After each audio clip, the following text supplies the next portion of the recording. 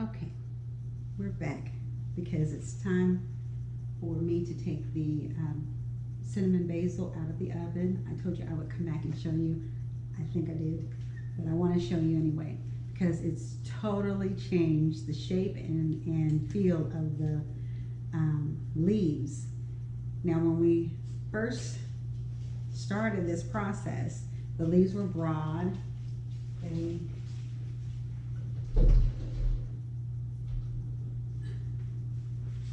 They look like this. Okay, this is the process. So these are hanging in my pantry. I just wanted to show you the broadness of the leaves. Now that they have dried out in the oven, excuse me, I'm cooking dinner at the same time too. So look what we have now. From this to this, the color has changed.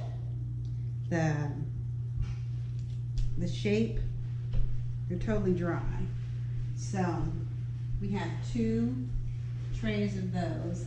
I just did them for not even an hour. This is like 45 minutes because these are so tender and baby that it didn't take that long. I thought it would probably take about an hour, but it didn't. And so here's my husband. But these I'm gonna put back in the pantry to continue to dry.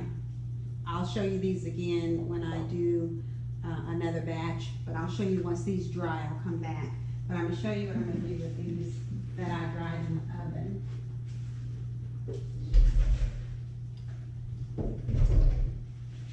So since there's very, very small amount of them, I'm gonna bring them back over here.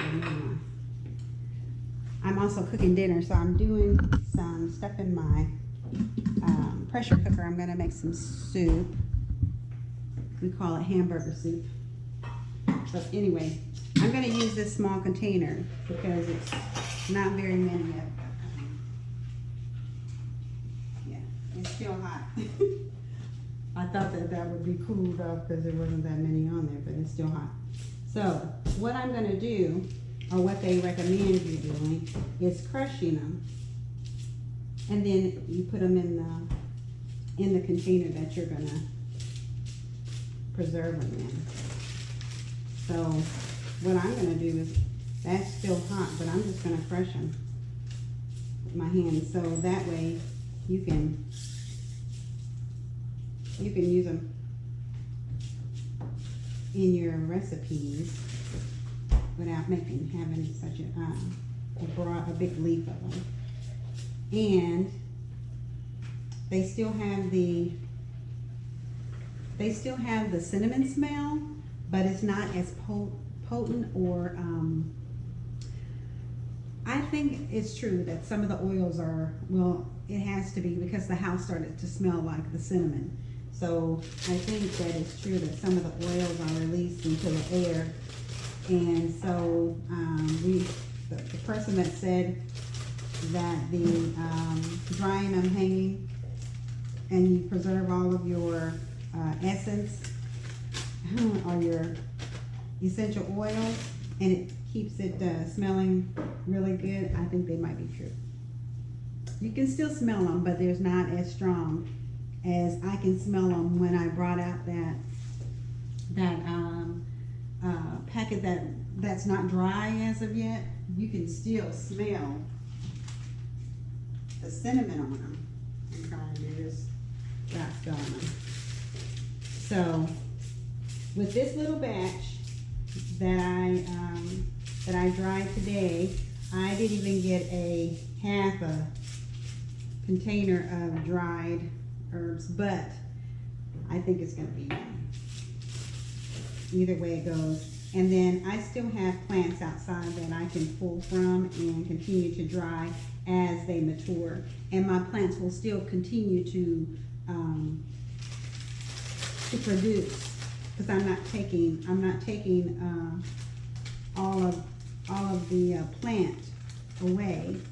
I'm not pulling it from its root or anything. I'm pinching off just the outer layers and the mature ones on top. I'm clipping those back, and the ones that are doing the photosynthesis and growing are still in the middle and still coming up. So now I have a little jar. I'm gonna make me a label and put on it, and so we all know that this is the cinnamon basil. I'm going to put a sealed top on it and put it in my pantry, and this is what we're gonna be using. So I'm excited. Nothing has gone on with the deal. It's still air drying, and it's absolutely dry. It's just not dried out. So we're gonna leave it there for, it'll probably take it a few days to dry completely out. And so I'm just gonna put it away. Now, I thought about trying to dry some of the deal in the oven, but I didn't. I guess I should try it, and then we could see how the air drying and the oven drying works.